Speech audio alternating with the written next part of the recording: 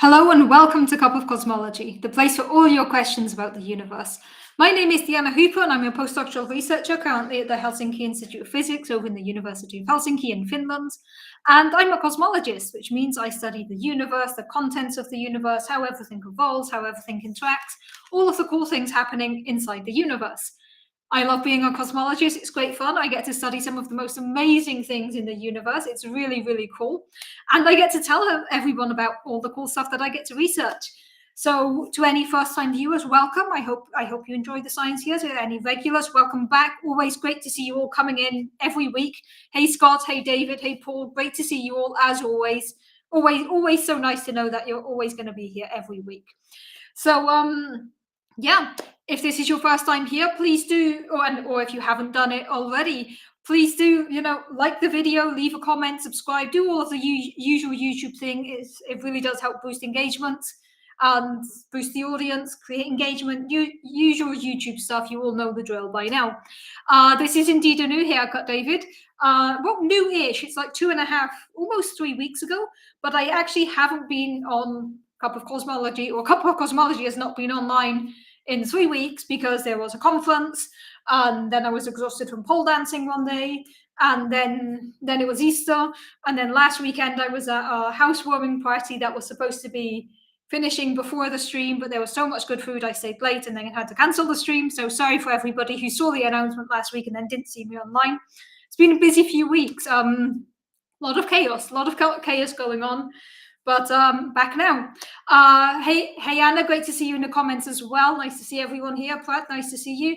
And as I was saying, welcome to anybody new. Welcome back to any of the regulars. Great to have everybody here. So for anyone who doesn't know how this works, this is an interactive stream. The idea is that you people can ask me anything you want about cosmology, about science, about physics, about what it's like to be a postdoc, about academia if you want to get me to rant, about random stuff if you want to take me off on random tangents. That happens way too frequently, but it's always fun. So, feel free to ask me anything you want. And if you don't have questions, I get to ramble about the things that I find the most interesting, which is always fun as well. And as always, I will probably be slightly caffeinated because I did have coffee at an unreasonable time of the day today again. Did you say pole dancing? I did indeed, Scott. Yes, I was dragged off to try pole dancing. It was fun. Let's use that word. Not for me. I ended up covered in bruises, but I could see why people would enjoy it, and I finally did it. I tried it, and it was a group activity. We all had good fun. It was a great afternoon out, and I was exhausted afterwards. So yes, I did say pole dancing. I went to a pole studio. It was an interesting experience. Let's go with that. Hey, James, great to see you as well. Nice to see all the regulars as always. So yeah, interactive stream, ask me anything you want. Otherwise, I get to ramble about my favorite things in the universe. So I said I'm a cosmologist. That means I study the universe. So what exactly do I do? There's a lot of different things I've worked on. One of my favorite things that I've worked on is, of course, dark matter. So we know that the universe has 3 main components: everything you see, everything you're accustomed to, everything from the sky, the stars in the night sky, to me, to my teamwork. This is normal matter. Normal matter is only 5% of the energy budget of the observable universe. Then there's another 26% in the form of dark matter. Dark matter is this weird type of matter that interacts via the gravitational force, but doesn't interact via the electromagnetic force, which means it's invisible. And there is 69% in the form of dark energy, which is this weird type of energy that is driving the accelerated expansion of the universe. And that's pretty much everything we know about dark energy still. So I've worked a lot of time on dark matter, trying to figure out what dark matter is, what dark matter can do, what can we make dark matter do while still being compatible with everything else in the universe. So yeah, I've worked a lot on dark matter, and I always get the question of how do we know about dark matter? How do we know about these numbers? What tells us about this? And of course, the answer, less than 6 minutes today, the answer is the cosmic microwave background radiation. CMB, oldest light in the universe. This is a snapshot of the baby universe. It gives us an overwhelming amount of information about the statistical properties of the universe. And it's one of my favorite topics to talk about. So this is just throwing out ideas if you want to ask me about CMB, about dark matter, about dark energy. And it gave me a chance to throw this at you less than 6 minutes today. My regulars know that this image has to appear at least once per stream, always. I see some comments coming in here already. What is the topic today? I actually don't have a topic ready. I couldn't be bothered to prepare one, to be completely honest. Preparing a topic often takes a lot of work, and because I do this in my free time and it's not actually officially work time, it means spending some of my weekend preparing a topic. Often I'm happy to do it because they're really cool topics and I love talking about them. This weekend I just didn't want to prepare a topic. So there's no topic today, which means you get to take this stream in any direction you want, depending on your questions. We'll go one way or another. There will be fun tangents. So as always, you can ask me anything you want, and I will do my best to answer all the questions I can. As always, I might not have all the answers. I probably will not have all the answers, but we can figure it out. And if not, I'll add it to my ongoing list of things to look at for the future. Comment from Scott about pole here. I don't think most people realize how easy it is to bruise doing those moves. Yes, it is very, very, very easy to bruise yourself doing pole dancing. Also, I don't need much incentive. Apparently, I cracked a rib over just before the Christmas break by coughing. So apparently, it doesn't take a lot for me to end up covered in injuries and bruises. So yes. Okay, there are people mentioning CMB, of course. Okay, what's the matter with dark matter? We don't know. We're still trying to figure it out. Dark matter is cool. It's cold. It's fun to play about with, but we still haven't been able to find it. So everything I do with dark matter is theoretical, which is always fun. Hypothetical, even. Okay, question about dark energy. If dark energy is anything other than a cosmological constant, wouldn't that make it non-smooth and the difference would be detectable? This is a great question. So when we talk about the cosmological constant, it's a specific type of dark energy that behaves, as the name implies, as a constant. And more to the point, it behaves very similar to what Einstein put in his initial Einstein equations. But you can have many other things that would behave like dark energy, such as a fifth force or something that we call quintessence, or some type of modification to general relativity, or some energy field in the universe. We're really not sure. Now, one thing we are pretty sure about with dark energy is that it's kind of smoothly distributed throughout the universe. Dark matter clusters more in galaxies. It's where matter is. There's the gravitational pull. And then you have big voids where there's no dark matter, no normal matter. But we think that dark energy is kind of smoothly distributed everywhere in the universe. In fact, there's a lot of people trying to look at if you can find more dark energy in some regions than other, because that would affect how the universe expands in different regions. So it is a very interesting thing. But generally, one of the few things we think we know about dark energy is that it is smoothly distributed. So you can have dark energy models that are not the cosmological constant that would still be smoothly distributed. By cosmological constant, it's just about how it varies in the specific Einstein equations, but you can do a lot of things that are not cosmological constants and would still be more or less smoothly distributed to a point that we wouldn't notice big differences. But there are other ideas of dark energy where it wouldn't be smoothly distributed, and then it's fun. As to whether that would be more detectable, is quite hard, because the way we detect dark energy is the way we look for dark energy is by looking at the movement of objects on large scales. How supernovae are moving away from us in other galaxies. So that means that it's quite hard to say, like, okay, imagine you have more dark energy in this specific galaxy or in between these other galaxies. You'd be finding specific anomalies, and it's then quite hard to actually do much with this. So dark energy is something that we study more or less on larger scales. So I'm not sure if having non-smooth dark energy would make it more detectable, but it would make it fun to play about with. Of course, first we need to figure out, how we actually go about finding dark energy. That said, we do have a pretty good idea that there is something in the universe pushing everything else away from everything else on large enough scales. And this is what we call dark energy. Of course, some people might argue here, you don't need dark energy, you can just modify your gravity and get the same effects, but with less successful predictions. That was a long answer. Hopefully that answered your question. If not, we can go back to it. And I know I've missed so many questions already. Okay, let's just go back here, because I see, okay. I was just checking if there were any follow-up questions to that. I don't see them, so let me go back and read the questions in order. And I noticed that once again, I'm talking very quickly, and I'm sure it's related to the huge pot of coffee I drank at some unreasonable hour this afternoon. But let's go back to questions. Okay, I see comments about the CMB, new haircut. Yep, new haircut. Question about LIGO. I love questions about LIGO. Why is LIGO so large, and what are the benefits of LIGO being so large in size? This is an excellent question, Ben. This is like a really, really, really cool question. So, of course, let us start with what is LIGO.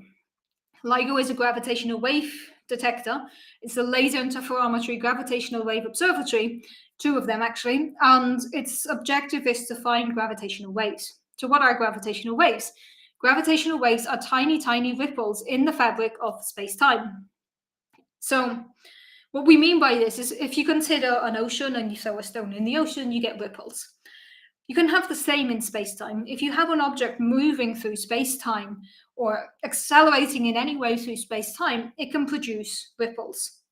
These ripples are what we call ripples of space-time. They are ripples of gravity. These are gravitational waves. As these gravitational waves spread out through the universe, they're going to affect objects. And what they do is that if a gravitational wave travels through you, first you'll get thinner and taller, and then you'll get shorter and fatter. So what it does is it distorts dimensions, it distorts space and time, as the name implies. It's a ripple of space and time. And the problem is that gravitational waves are extremely small. If two black holes smash together somewhere in the universe, they're going to produce a huge amount of gravitational waves. But these gravitational waves, by the time they reach me here on Earth, they will only make me grow or shrink by a billionth the width of a human hair. This is a ridiculously small amount, and it makes it very, very, very hard to measure them. So, of course, the other problem is that how do you measure ripples in space-time? Because if you put any type of ruler to measure distances, the gravitational wave is going to stretch your ruler as well. So how do you go about measuring differences in space and time? And one of the ways we figured out how to do this is a very, very creative idea. We use the fact that the speed of light is always constant. Regardless of what you are doing, light will always travel at the speed of light. We're used to the fact that something's motion is relative to us. If I'm on a train and another train passes me by, the motion of the train seems different to me than it would to someone sat on the platform. So we have this difference. However, if I'm traveling almost at the speed of light and I shine a light, that light is still going to travel away from me at the same speed of light, which is cool, right? It's a very, very cool thing to do. So I now get notifications on my watch, which is very dangerous because then I see messages during the stream, and it's just going to derail me completely. I need to remember to turn that off in the future. So yes, if you're traveling at the speed of light, you shine a light, that light is still going to travel away from you at the same speed of light. So that is very, very, very cool. And we can use this fact to actually measure gravitational waves. How, you might ask? Well, if you have a laser bouncing back and forth down a path, that laser is always going to travel at the speed of light. Regardless of how much that tunnel might grow or shrink, the light is still going to travel at the speed of light. So what they do at LIGO is they have an interferometer, so they have two arms. You send a laser down both arms. This laser is going to travel to the end of the arm, it's going to hit a mirror, and it's going to bounce back and come back. Once it comes back, the two parts of the laser beam are going to be combined. If nothing has happened along the way, when they come back, they're still going to be in sync, and so they're going to cancel each other out and you won't get a signal. However, if a gravitational wave passes through your detector at this point, the arms are going to grow and shrink or move in different directions, which means by the time the laser doubles back and comes back, it's no longer going to be in sync because the distance it has traveled has changed very slightly, but it's still traveling at the speed of light. So then the timing is off. So when it comes back, it's no longer going to be in sync. This means that it's then going to flash a signal. So basically what we're saying here is that to measure these tiny, tiny, tiny ripples in space-time coming from black holes smashing together, we're using lasers bounced back and forth down the tunnel, which we then combine together to look for any hint of anything that changed the length of these arms of the detector. This is what LIGO does, this is what Virgo does, another ground-based observatory for gravitational waves. Going back to the question, and I can throw in Scott's question here as well. Scott says, how long are these arms?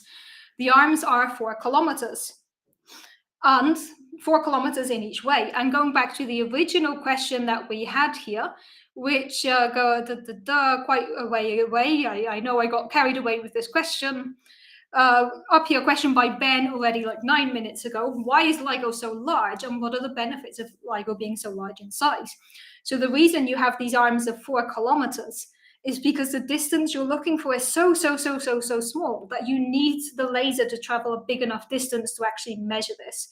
And in fact, 4 kilometers is not enough. So what you do is you bounce a laser back and forth hundreds and hundreds of times before actually combining it. So then you multiply the length each time. And the reason is because we're looking for such tiny gravitational waves that you need the laser to travel a really long distance in order to actually see that it goes out of sync in any way. So why is LIGO so large? It's as large as we need it to be actually be able to detect these gravitational waves coming from black holes. What is the benefit? Otherwise, we wouldn't detect it. And here's where it gets even more cool. 4 kilometers is not enough. The whole thing is not yes, it is underground. Well, you have the tunnels, which you can actually see in Livingston and Hansted. You can see the 2 legs of the beam, but the beams need to be completely isolated. Like any truck passing by is going to create vibrations. So you need everything to be completely isolated from any possible type of noise. And I realize I'm explaining all of this, and I'm pretty sure I have a slide somewhere or an image somewhere to help me with this. Which gives me a chance to just like catch my breath as I look for the slide. And then I'm going to tell you about something even more cool, that LIGO 4 kilometers is not enough, and we want to make it bigger. We want to go for even smaller gravitational waves. And of course, this image is actually no longer in my slide deck, because why would it be? Or at least it's not within the first 30 images that I have. I really need to make my slides a bit more tidy, or my images a bit tidier, so that I can actually show these images exactly as and when I need. And currently they are not where I needed them to be. Okay, so no, apparently I do not have any gravitational wave images preloaded, so that's fine. I'm not going to upload them on the fly because it does actually take quite a while. Okay, so before I get into the next gravitational wave detector, which is even better than LIGO, or different, it's looking for different things. Before I get into that one, there's the question here of what would it be like to experience a gravitational wave that's large enough to be seen by the naked eye? Would it actually stretch and squeeze everything like the exaggerated animations? It would not, mainly because we can produce gravitational waves that massive. In order for it to be so a noticeable change, you'd have to have such an incredibly catastrophic event. Like, we don't know anything that could produce that type of gravitational wave. But if it could produce that big of an effect, then it's the question of, would you actually notice it if all distances are changing? You know, you're not going to see the person in front of you get taller and shorter, because you're also going to grow and shrink at the same time, right? So it's something that is not likely to happen because it's so ridiculous. The amount of energy you would need is ridiculously big. But if it did happen, everything is also going to expand and stretch. So then how do you really perceive the distances? It comes back to the idea that you're growing and shrinking with the thing that you're measuring. So it's quite difficult. I'm just going to catch up on all gravitational wave questions. I know there are other non-gravitational wave questions that I've skipped over for now. I will try to come back to them later. But I'm just going to try to get through all of the gravitational wave questions and then tell you about the even cooler gravitational wave experiment.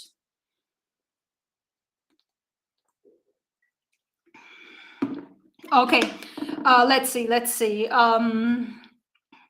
Electromagnetism for Thorus. I'll come back to these questions later. 4 dimensions of time, going to come back to that one. Okay, question from Paul. With time distortion, we always say my clock goes 1 second per second. Is space distortion from gravitational waves like that, where it would not be noticed by the person thing being affected? Exactly. That is exactly what I was just saying here, that, you know, you're going to grow with this wave. So however you're going to measure it, your measuring stick is going to grow. And this is why we use light to measure them, because light will always travel at the speed of light. Whatever else you do, whatever else you change, it's always going to travel at the speed of light. So if the speed is constant and the distance changes, then the time has to change. And because the time of travel changes, then you can combine things in different ways. So that's how we do it. But yes, you would not notice if you're growing and shrinking, because the gravitational wave is going to be just part of your own dimensions, basically.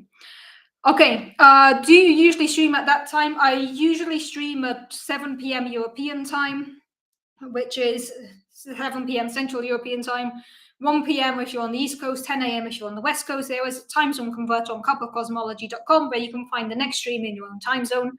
But usually I'm online at the same time if I'm online. Obviously, some days I do have to skip it. But if I'm online at the same time every Sunday. Okay, what would it be like to experience a gravitational wave? Yep, answered that one. Comment from David Howden. If you need to recombine the beams, the distance of each arm must be pretty identical. Yeah, the distance of the arms is identical. They put a lot of effort into getting this distance as precise as they could. And the mirrors are precise. This is the most precise interferometer ever built. It is an absolutely incredible device. The fact that we have been able to build this is absolutely incredible. So yeah, the precision they need on LIGO is amazing. Catch your breath. Yes, good idea. I'll go ahead and throw it out there. Giant space LIGO on the moon, but underground, of course. Close, Scott, but not on the moon. Gonna get there. Would the perceived wavelength of light change if a gravitational wave went through you? Now, that is an interesting question. So, would the perceived wavelength of the light change if a gravitational wave went through you? I'm not sure. Let me think about that. So, if we're changing the speed, not the speed, sorry, light always travels at the speed of light. We're changing the distance that it travels, but the energy should still be the same. So if the energy of the light beam itself is still the same, the wavelength should also be the same. Now, of course, you're going to have a small... I think the ripples in space-time caused by gravitational waves would not affect the wavelength of light. But that is a very interesting question that I'm going to have to think about a bit more before answering properly. Isn't the plan for Space LIGO 2? Yep, coming to Space LIGO, coming to it. Okay, it seems the arms don't have to be exact as long as they can calibrate the lasers to be in sync before a gravitational wave hits, then they would detect it going out of sync during the wave, yes. So you need to know that when everything is running smoothly, the signal cancels out.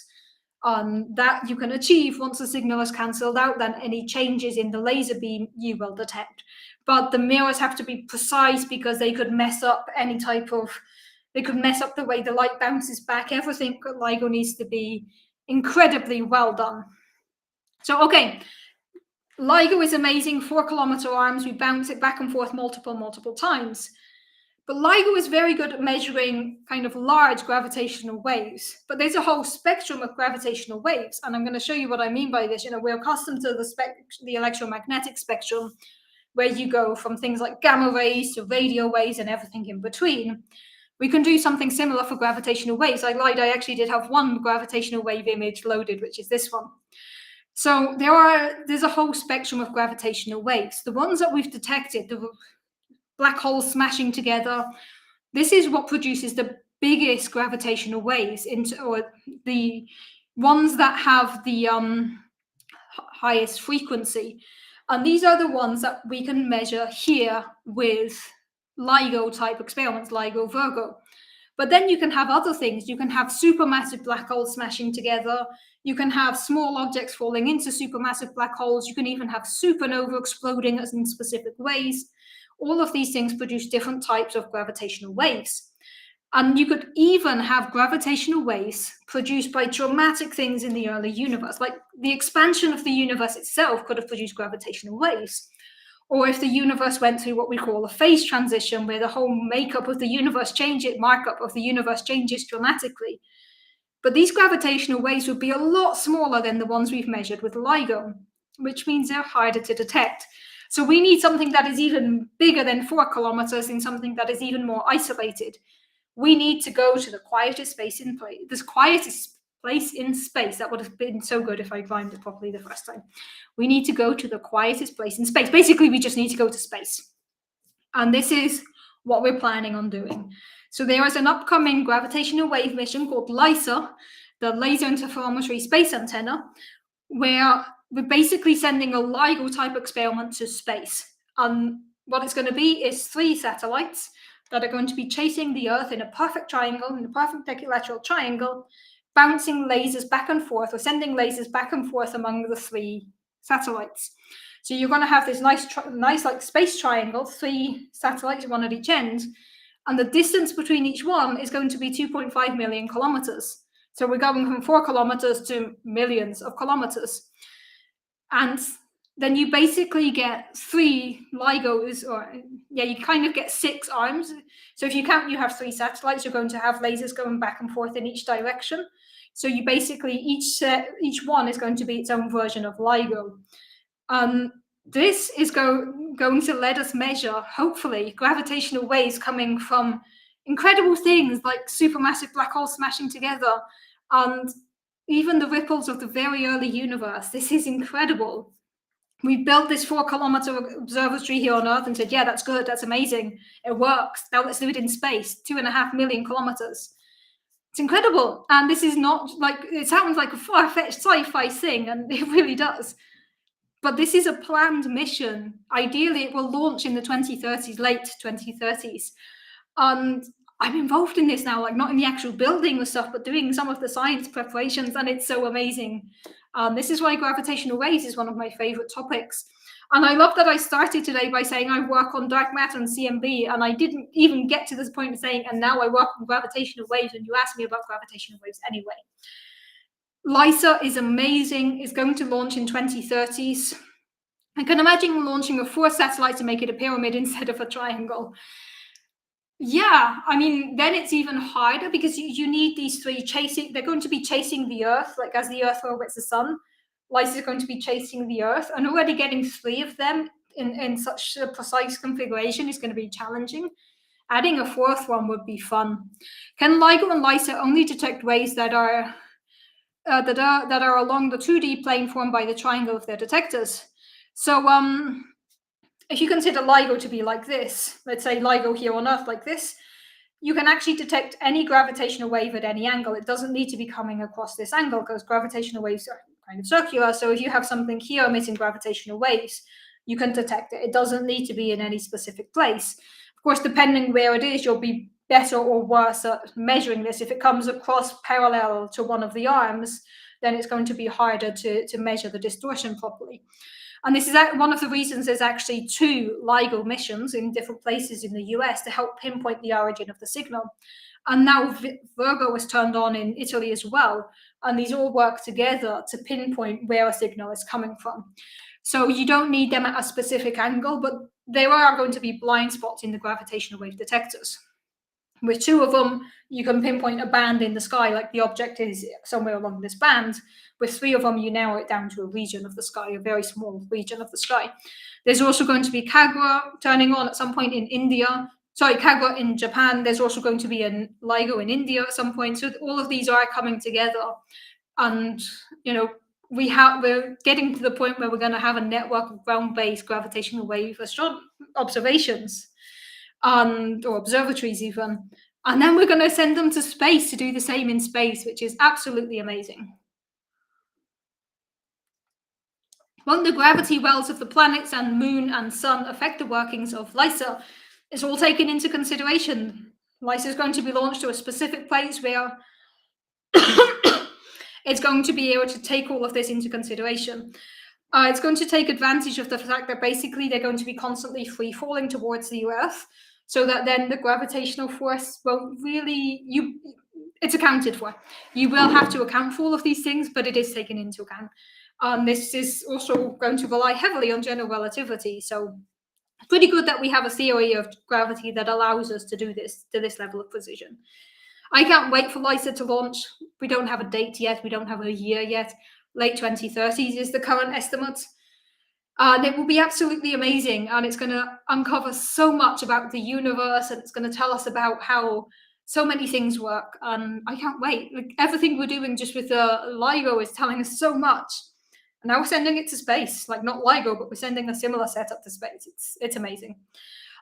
I do not want to imagine how stressed I'm going to be on launch day, the day LISA finally launches. I'm going to be an absolute wreck.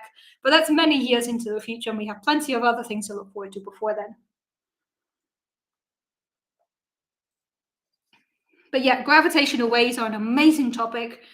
LIGO is an incredible device, and Now we're sending one to space. It's amazing. I've done whole streams about gravitational waves multiple times actually by now, but it's always such a cool topic to talk about. So thank you for the question about LIGO, because that let me talk for 20 minutes about one of my favorite things. And I'm going to go back and catch up to all the other questions that I missed along the way, because I know we had non-gravitational wave questions.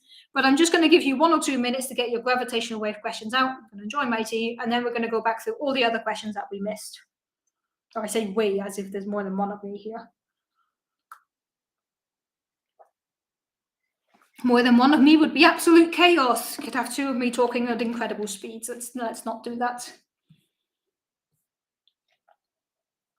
Okay, going all the way back to early in the stream. We covered dark energy. Early on. Okay, yes, we covered dark energy. Talked about pole dancing. What's the matter with dark matter? Did that one. I love that I can scroll back in the questions, by the way. That was a feature that was missing on certain platforms, and it's great to have that here. I'm in no way dissing other platforms here. Okay, question from James 25 minutes ago. Sorry for the delay here. Thinking about this lately, if there was actually something that can go faster than the speed of light, how would we know? Would we know? Would it cause an apocalyptic problem? Well, it would mean all of our physics is wrong. If something can travel faster than light in a vacuum, it would mean our physics is wrong. There would be ways to measure this. Like a couple of years ago, or many years ago by now, there was the suspicion that some neutrinos were traveling faster than light. What this was is one experiment was producing neutrinos, these were being emitted. Another experiment was measuring them elsewhere. We knew the distance, and it seemed like the neutrinos were getting there faster than what they should have done. This was the upper experiment. And of course, this was very, very interesting. And the physicists behind it checked everything, couldn't find anything wrong, and put out a paper quite clearly saying, like, well, we didn't find the mistake, so someone else can help us find it. And it turned out there was a faulty cable, which is very funny in hindsight, but someone had a very, very bad day. So that was something that we could have potentially, it didn't turn out to be neutrinos traveling faster than light in the end, but it's something that we could have detected if it did happen. We can measure the speed of things in the universe. If something reaches a place before it should, it could be superluminal. Now, there's no reason why we wouldn't be able to measure this. However, if we do ever measure something traveling faster than light, it means that our physics is wrong. This is something that we assume to be true. It's something we've measured. It's something we expect. It's a prediction in Einstein's general relativity. It seems to be pretty, a core of a lot of modern physics. So if we ever find something that travels faster than light in a vacuum, then you take a lot of physics like, okay, let's go back to the drawing board. I mean, it would be amazing. I would love our theories to be proven wrong, because that's where the fun begins. It's really fun to come up with models and look at the universe and say, look, we're understanding what we're doing. But if we find something unexpected, it would be amazing. This is why I don't get people who think that scientists are some part of some conspiracy lying to people. If our theories are proven wrong, we'll be the first ones to be shouting about this, because it means we get to go back and rethink everything. And what could be more fun than that? Being proven right is fun, but being told all your theories are wrong and you have to go back to the drawing board, that's what we do science for, to rethink everything. Dark energy is just a truckload of tachyons. I mean, we don't know what dark energy is, so until we figure it out, as long as it fits the data, there's so many possibilities there. So it's very, very fun to think about these things. So yes, so things could travel faster than light. We could detect them, and if so, it has dramatic implications for a lot of physics. So it's very fun. And I did say I would give you 2 minutes to ask gravitational wave questions, and then I immediately went to other questions, and there are gravitational wave questions, so I'll come back to those. Hey, Ans, no worries about being late. I think you have a valid excuse being off with the bears. What did you miss? You missed a lot of gravitational waves, a CMB image less than 6 minutes in, and otherwise just usual stuff. Okay, a few more gravitational wave questions. Do gravitational waves affect star formation the same way as supernova? Excellent question. I would say I'm not sure, because if there are a lot of gravitational waves, they could kind of affect how things are clustering together, but I wouldn't expect this to be a big effect. What it's more likely to do is, I think we can go kind of the other way. That when you form stars and galaxies and stuff, you're going to form black holes. These black holes are going to produce gravitational waves as they move. So looking at the gravitational waves tells us about the black hole. But I don't think the gravitational waves themselves are going to affect star formation, because they're kind of different effects. It's going to perturb gravity, but I don't think it would be to the point. So obviously, when you're forming, or not obviously, sorry, when you're forming stars, you have gravity pulling things inwards and pressure pushing things outwards, and it's a delicate balance. And of course, anything that could have caused a gravitational disruption could disrupt this process. But I think the effect of a gravitational wave would be too small to disrupt star formation. But this is just me guessing here, educated guess if you want, because I don't think gravitational waves would affect star formation, but it's not something I've directly worked on. So I'm going to say no, but put a caveat here of no, but citation needed. Comment from James: if two black holes collided, what knowledge do we get from the various detectors? Gravity, light, infrared, sound. How different would knowledge be? Excellent question, James. Really, really cool question. So if two black holes smash together, the main effect that you're going to get is gravitational waves, because black holes are absorbing everything around them. They're sucking everything in. They're not like cosmic vacuum cleaners because they are limited by distance. But light can't escape black holes. So if you have two black holes that are smashing together, you're not going to get a visible signal. What you do see is gravitational waves, which we've been able to detect now. And you see the way that these affect other objects close by. One other thing you can look at, like if you have two black holes coming closer together, this is going to affect the way other objects move around them. But if you really want to do what we call multi-messenger astronomy, where you get different ways of different observations of the same thing, what you actually want is neutron stars smashing together. So neutron stars are kind of like failed black holes. They're regions of space-time that are really, really, really dense, but not quite dense enough to be black holes. So they're almost there, but not quite. Neutron stars can also smash together. Now, neutron stars are no longer like invisible. So if neutron stars smash together, they produce a huge burst of energy, usually in the form of gamma ray bursts. And this is something that we can and have measured.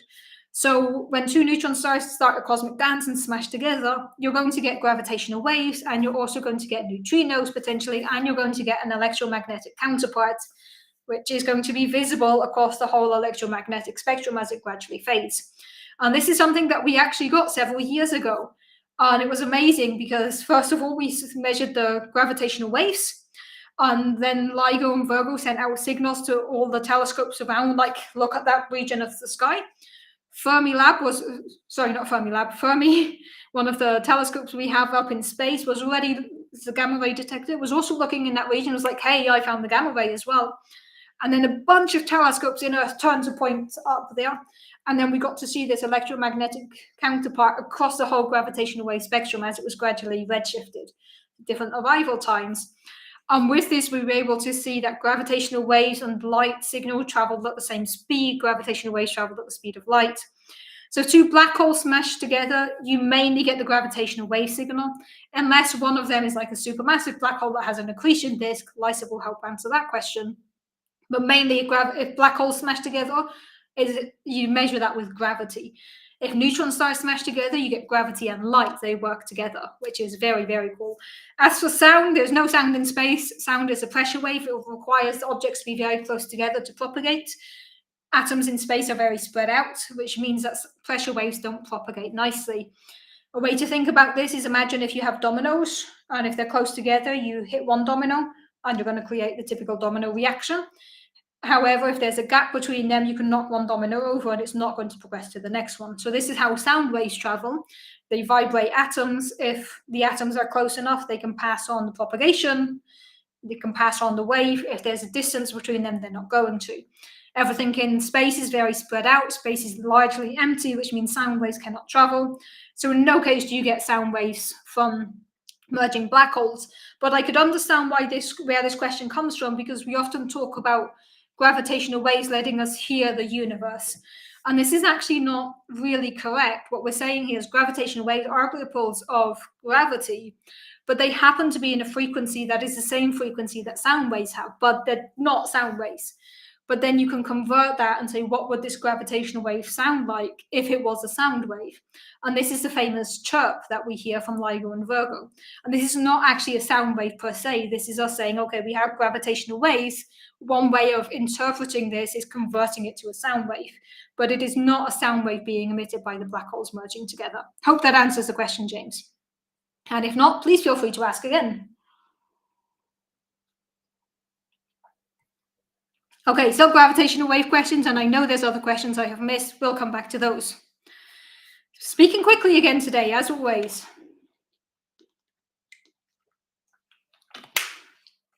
After black holes collide, is there any kind of ringing from all the violence, or does it instantly start to behave as a single black hole? Also, great question here, Paul. And usually we identify like 3 parts of a black hole collision. You have the in spiral, where they're gradually getting closer and closer and closer and spiraling inwards. Then you have the collision, where they actually collide. And then you have what is known as the ring down, which is kind of the after effect of them merging. And if you look at the gravitational wave signal, which I don't have preloaded today because I wasn't expecting gravitational waves, you can see the frequency increasing and increasing as they get closer. Then it spikes as they collide. And then there's a gradual bring down as things kind of calm down. You're always going to have this kind of after effect. So it does very quickly turn into one black hole, but this is not instantaneous. You do get this ring down process. And in fact, based on the ring down process, you can learn more about the size of the black holes that collided and the size of the resulting black hole, based on how long it takes everything to kind of stop shaking, calm down, chill. So there is absolutely the kind of ringing down, and it's called the ring down. And it's a very short duration if you compare it to the full duration of the gravitational wave signal, but you do get this ring down effect at the end. Okay, a show was on TV that said that NASA found a rogue black hole that could possibly reach Earth one day. Yeah. Yeah. So rogue black holes are fun. They're black holes that are just traveling freely throughout the universe, not gravitationally bound to anything else. They could be headed towards Earth as any asteroid could be headed towards Earth. Is it likely to ever collide with us or do something damaging to Earth? Probably not. But rogue black holes are very fun. Same as rogue stars. They just kind of kicked out of their own galaxy or their own star system, just traveling freely, doing their own thing. Rogue planets are also very fun to think about. Yeah, has NASA found one? Potentially, yes. Is it headed?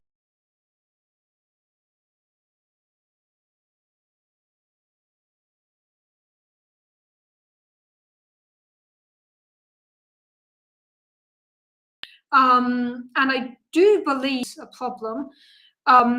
Hopefully I'm back online now. Please do let me know if the stream is working again. I think I just dropped out. Hopefully it's back online now. So just repeating in case my signal did drop out there, because I just got a pop-up saying my stream was offline. Hopefully it's back online now. Rogue black holes are a very cool thing. We're pretty sure they exist. There's no reason why they shouldn't, but it's probably not on a collision course with Earth. Will it reach Earth one day? Maybe, unclear. Pause and back. Thank you for letting me know, David. Not sure what happened, but internet just blipped out, but should be working now. So yeah, rogue black holes are fun, probably not on a collision course to Earth. And anytime you hear someone say like, oh, something is heading towards Earth, so it's probably not true. Or it's a close path with Earth, probably not. It's a close encounters miles away. So yeah, space is very empty, space is very big, it's very difficult to actually have collisions of objects. So I think there's a lot bigger things to worry about rather than rogue black holes hitting Earth. But it is something that is a fun thing to think about. Not something at your end, but just on my end. Apparently my internet blipped out. Gravitational wave just interrupted my stream. Yeah, maybe, not sure. My internet said it was fine. It's just Restream told me your stream is down. But not sure what happened there. So yeah, rogue black holes are fun. Speaking of rogue black holes, did you see the news about a supermassive black hole that was ejected from its host galaxy? I didn't see the news about that. That sounds very cool. It's very nice to see that things are just happening like that in the universe. It's not something I would be overly concerned about, but I think it is very interesting to think that there could be, or probably are, many black holes just zipping about the universe, doing their own thing, maybe on collision course with each other. It's very cool to think about, but also not something to be immediately worried about either. Okay, lots of gravitational wave questions. As always, I love the gravitational wave questions. One of my favorite topics. I actually recently made the comment of gravitational waves are my favorite thing in the universe. Yeah, I actually made the comment that I like the gravitational waves more than the CMB, which is not true. Of course, I like them both equally. But yeah, I know that Scott at some point made a meme for me about rejecting the distracted boyfriend meme where I'm looking at gravitational waves instead of the CMB. I love them both equally. But the CMB is always the CMB, but gravitational waves, love them both. Okay, let's go back to the questions that I missed. As always, keep them coming. If there are more gravitational wave questions, please keep them coming as well. I'm going to go back. I think I need to scroll back quite a while by now. It would be really nice if I could add like symbols to the questions that I've already addressed, because then I could just see where I stop scrolling and go from there. Okay, let's see. Where was I? A bit further back than that, I believe. Okay, here we were. We did LIGO. I did the question about faster than light and would we be able to measure that? Comments about if you were okay. Question from David Howden that was asked 38 minutes ago. I am catching up slowly, but I am getting there. If you were observing the universe before electromagnetism and the weak force had split, could you tell there was a fourth force hidden in there? Excellent question, excellent question. So there are four forces that we know of in the universe. The electromagnetic force, electricity, magnetism, we know what we're doing there. Gravity, things fall down, things stay in orbit, gravitational waves. Strong force glues everything together at the atomic level. Weak force, radioactive decay. We know the four forces. In the very early universe, when you go to higher energies and higher temperatures, the electromagnetic force and the weak force were combined together in the electroweak force. So then you had three forces. You had gravity, you had strong, and you had electroweak. We believe that at even higher energy scales, strong was also combined in what is known as a grand unified theory. And at even higher energy scales, hopefully gravity was combined as well in a theory of everything. We're still trying to figure out these things. But we know for sure that electroweak forces were combined, electromagnetism and weak force. So if you're an observer around before these forces broke apart, would you know that there was a fourth force? This is a great question. I think you wouldn't, because at that point, everything that interacts electromagnetically is also experiencing weak interactions. You're experiencing both of them. So I don't think there would have been any way of knowing that another force was that was gonna split. But that is an excellent question, and I'm actually going to make a note of this because this is a really nice thing.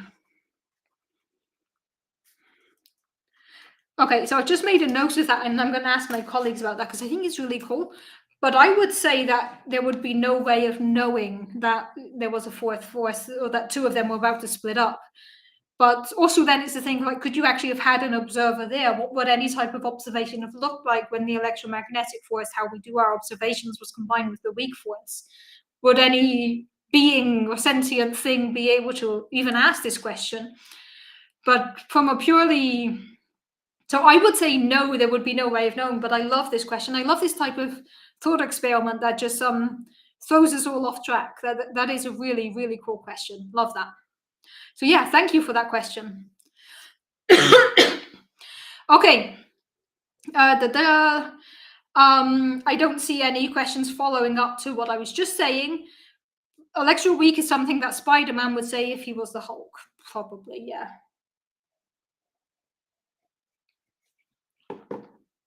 Okay. So follow up by David Howden here to the question. So by analogy, could we know if there is a fifth force just waiting to come out? I love this. Now, the thing is that all of these things in the early universe were much higher energies than they are right now. And when you go to such higher energies, it makes sense for things to come together. Because of where we are now, the universe is very cold.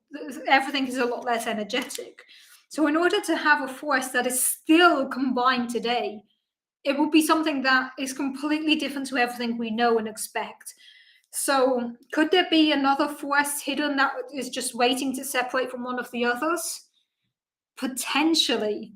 But I think the chance is very low because, at least based on everything we know, this only happens at really, really, really high energies. We are no longer at these very, very high energies. So, from a theoretical point of view, it's quite hard to build a force that would be combined still today. Now, of course, this doesn't mean it's not the case, but I think there's a very low chance based on what we've been able to observe in the universe.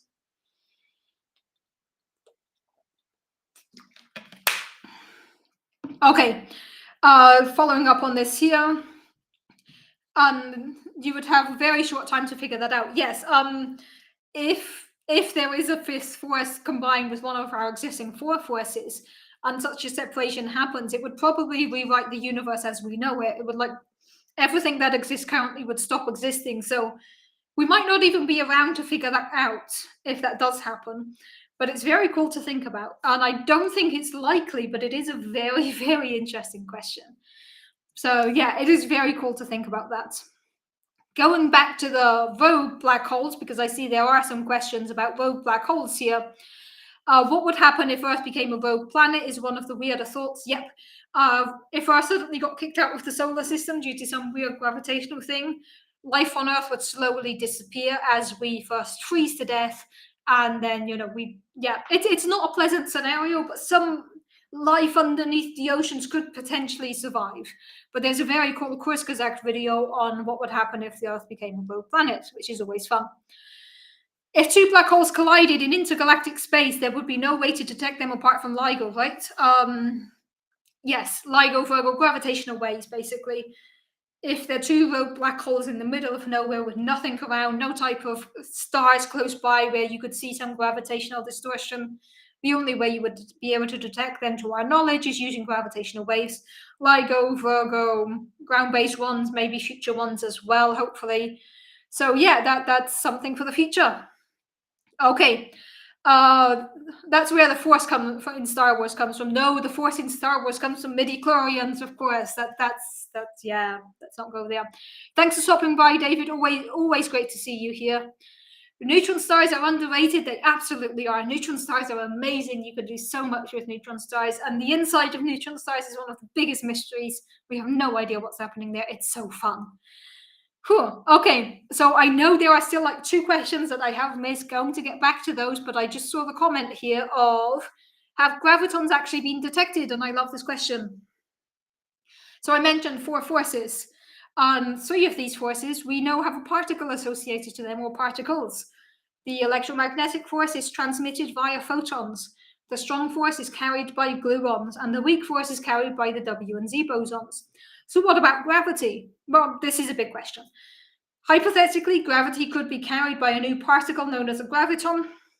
However, in order to understand how gravity behaves at the atomic level or the subatomic level when you're going down to particles, we need a theory of quantum gravity. We don't yet have one. Problem here is that gravity is really good. We have general relativity, which is really good at explaining things on large scales. And we have quantum physics, which is really good at explaining things on small scales. We don't know how to put these two together. There are issues when you do, because quantum physics has a lot of probabilities and indeterminate things and chance and stuff, and gravity is very deterministic once you've set everything in motion. And trying to put these two together is extremely difficult. We haven't been able to do it yet. Measuring a graviton or finding a graviton would take us closer to figuring out how gravity fits in with the other forces.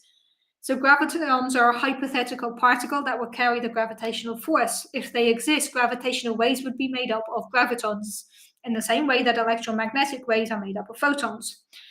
But we do not yet know if gravitons are actually a real thing or not. We have not yet been able to find them, and we have this placeholder, like if we find it, we're going to call it a graviton, but we haven't been able to find it yet. So no gravitons just yet, but maybe someday we'll get there. There's a great book called Dragon's Egg about life that evolved on a neutron star. That sounds really fun. I haven't read that book or heard of that book, but that does sound very, very fun. I'll add that to the list. Gravity is just a curvature of space-time, yes, but also it does kind of behave like a force. So maybe it's both. Also, have gluons actually been detected? Yes. So gluons are the ones that are responsible for holding quarks together. And the cool thing is, the strong force, as the name implies, is really, really strong. And you can imagine that we say that protons have two ups and a down quark, and this is true, but they also have a sea of gluons around them. And if you take these quarks and you try to rip them apart, you can never have a quark by itself because the energy you need to pull quarks apart is so big that you just create more quarks. This is because of the sea of gluons holding everything together.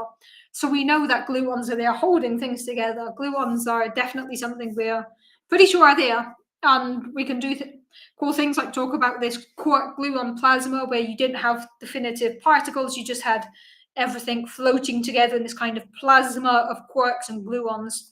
But yeah, the strong force is really cool. You try to pull quarks apart, you just make more quarks because you're putting so much energy into flipping it apart that you make new things. But very, very cool. Have tachyons been observed? So that's the second time today tachyons have been mentioned, so I should explain what a tachyon is. A tachyon is a completely hypothetical particle that mathematically you can pull out of your equations, but physically probably doesn't make any sense. It's a particle that would have negative mass and would travel backwards in time, neither of which makes any sense, but it's something that mathematically does work, but physically is probably not a good answer. So no, we have not observed tachyons. Not sure how we would even go about observing something that has negative mass, what that would even mean, or something that travels backwards in time. Yeah. Tachyons are very fun to think about, and because we know that they're this hypothetical thing, they're a very popular trope in sci-fi. It's like, so tachyons about, sure, why not? I much prefer sci-fi shows that talk about tachyons and ones that pretend to explain dark matter and stuff. Invent words, throw out random stuff, but don't mess up my physics. Okay, almost 1 hour in the stream, and I know there are some questions I have not yet answered, so I'm going to scroll all the way back and go through the questions one more time. I'm going to quickly answer any unanswered question. So we're going to do a fire round of answers here for the questions that I missed, because I did want to try to get to all of them, and I know there were some cool questions that I have missed. We did LIGO. We did the forces. Okay, what else? We did the four forces splitting up. That was a very fun question as well. Okay, a question that was asked by Pratt 12 minutes past 8, so quite a long time ago. Do you have any follow-up on the multiple dimensions of time question? That was an excellent question. So I was asked recently what would happen if instead of one time dimension we had two, or multiple time dimensions. And I have discussed this with multiple colleagues. And the answer is basically, we have no idea how we would even describe this. Like, you need to take all of your physics and start again. You need to come up with a whole new way of describing the universe. Like, we don't even know how we'd put this together.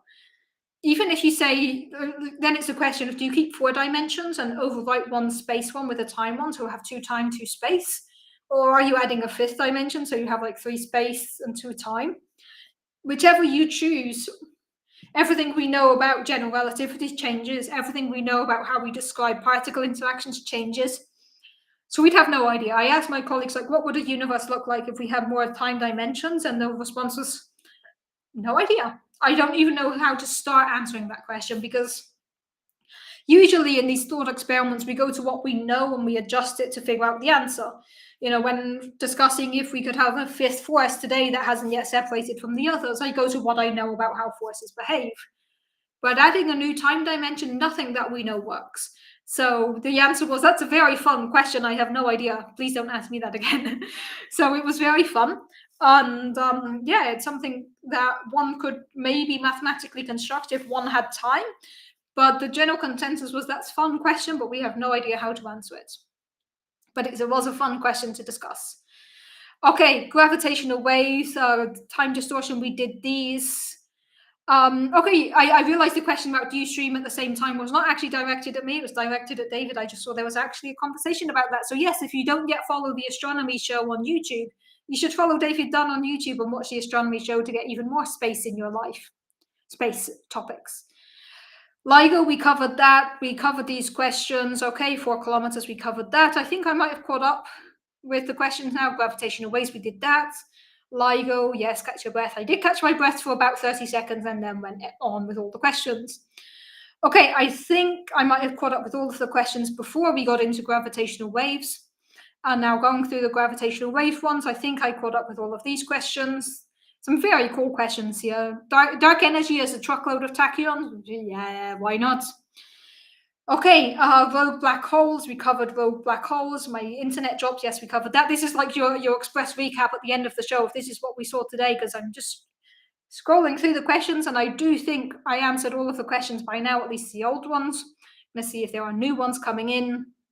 Gluons, we covered gluons. Tachyons, we covered that. Okay, going back to tachyons, and I think I am mostly caught up with the questions. I thought tachyons were just faster than light particles, not negative mass backward time particles. Yes, they would also be traveling faster than light. So tachyons do all three things. They travel faster than light, they travel backwards in time. They're just weird. It's like everything you think a particle can't do, tachyons do this, but they're hypothetical particles. Particles with negative mass would be huge in weight loss, yes. So, yeah, tachyons are weird. If waves have mass, shouldn't gravitational waves also? Excellent question. Not all waves have mass. Electromagnetic wave, for an example, does not have mass. So photons don't have mass. They travel at the speed of light. Objects that travel at the speed of light are massless. This is where we get that tachyons have to have negative mass, because anything with mass travels less than the speed of light. Anything massless travels at the speed of light. So if you carry on in that direction, if you travel faster than speed of light, what happens to mass? So yes, electromagnetic waves don't have mass, photons don't have mass. So gravitational waves we know don't have mass, and then you could have a graviton, which would be a massless particle that carries the gravitational force. Hypothetical. But yes, you can have waves that don't have mass. They have energy, but they don't necessarily have mass. So yes, electromagnetic waves have energy. They don't have mass. Photons have energy. They don't have mass. Gravitational waves, to the best of our knowledge, don't have mass. They travel at the speed of light. And therefore, if there are gravitons making up the gravitational waves, they would also be massless. Okay. If we had two time dimensions, daylight saving time would be even more complicated. Yes, we could just solve that problem by not doing daylight saving time. Daylight saving time makes no sense. We should eradicate it. We should stop doing that. I don't care if we stick to summertime or wintertime at this point. Just stop changing every 6 months. I do not agree with daylight saving time. Okay. Now let's combine everything together. The new time dimension flows backwards and is tachyons. Maybe not, but it's fun to combine these things. Whew, okay. An hour and 3 minutes in, and now there is the question of what is supersymmetry. Whew. You do not want me to finish the stream today. Great question, as always. Okay. I'm going to give a very short answer to supersymmetry because we are over 1 hour into the stream, but supersymmetry would require a much larger answer. So the idea behind supersymmetry is that for every particle, you could have a symmetrical partner. So we come up with fun names, like for quarks, you would have S quarks or squarks, if you like, which are the symmetric partner of quarks. Supersymmetry, often abbreviated as SUSY, is something that a lot of people like because it would be a first step towards uniting quantum gravity models. You can build a lot of things with SUSY. It's nice, it's fun. However, we have not yet found any evidence of SUSY at any collider experiment, despite the fact that we thought that things like the LHC should have found supersymmetric particles if they existed. The fact that we haven't yet found supersymmetric particles means a lot of people don't think SUSY is favored anymore. However, you can change your theory to fit the fact that we haven't found it yet.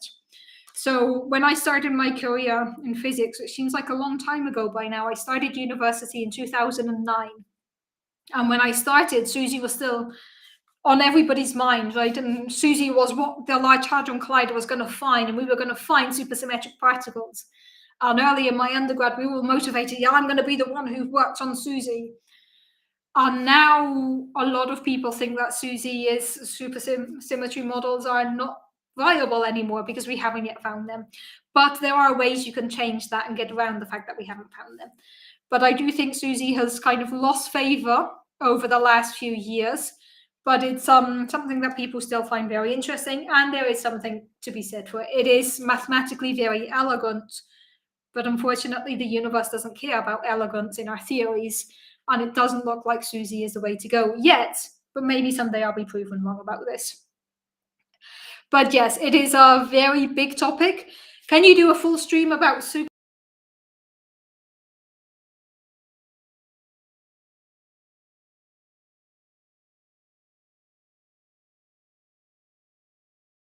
Would want to do a supersymmetry stream again. Okay, I'm being told that my connection dropped again. The warning has disappeared, so hopefully we are back online. Just recapping again, because I do think it dropped out again there. Can you do a full stream about supersymmetry? I can see if somebody I know who works on supersymmetry would be willing to do the stream about it. Personally, I do not know enough about supersymmetry to talk about it for 1 hour. But if I can find someone who wants to be on the stream, we can do supersymmetry. I'll add it to my list of topics and see if I can find a supersymmetry person at some point. But yes, it is definitely a big topic, and that's my short answer on supersymmetry. Perhaps we could do daylight saving time in one time dimension, but not in the other. Exactly. Let's not do it in our dimension and let other people, let people in the mirror world care about that.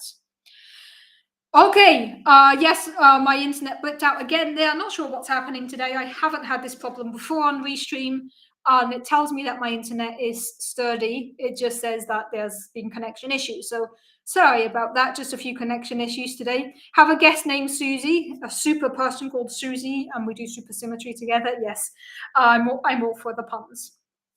Okay. Whew, an hour and 6 minutes in, I feel like I spoke a lot today, spoke quickly, said a lot of things, definitely blaming the big pot of coffee early on in the day. And thank you everyone for the really cool questions. This has been so much fun. You know, when I come on without a topic, there's always a slight risk that people don't ask enough questions, and then it's just me trying to figure out what to say for an hour. It's sometimes difficult.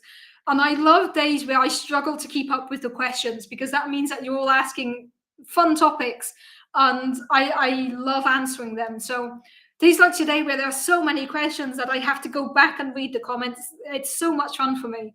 So thank you everyone for the questions. Really, it's been great fun. We talked about gravitational waves. We talked about weird things like forces in the universe, gluons, gravitons, tachyons. Been really fun topics today. So thank you everyone. I should be online next Sunday, same time as today. That's 8 p.m. 7 p.m. Central European Summertime, 1 p.m. if you're on the East Coast in the US, 10 a.m. if you're on the West Coast. I might maybe potentially do a slightly shorter stream next week, probably not though, because on Monday morning, so I am flying to a conference less than 12 hours after the stream is supposed to begin. So I might decide that I need to sleep a bit. Probably not going to happen. So in principle, I'll be online next Sunday, same time as today. I hope to see you all then. Yeah, as always, please do like the video, subscribe, leave a comment, usual stuff. And feel free to reach out to me if you have any follow-up questions. Easiest way to reach me is contact@cupofcosmology.com, or you can send me a message on Mastodon. My username is dchooper@tech.lgbt. You can also send me a message on Twitter, although I am basically not on Twitter these days. So easiest way to reach me is contact@cupofcosmology.com, or find me on Mastodon. And yeah, as always, thank you everyone for being here. This has been really a lot of fun. I hope to see you all next Sunday, and I hope in the meantime you all stay safe and take care of each other.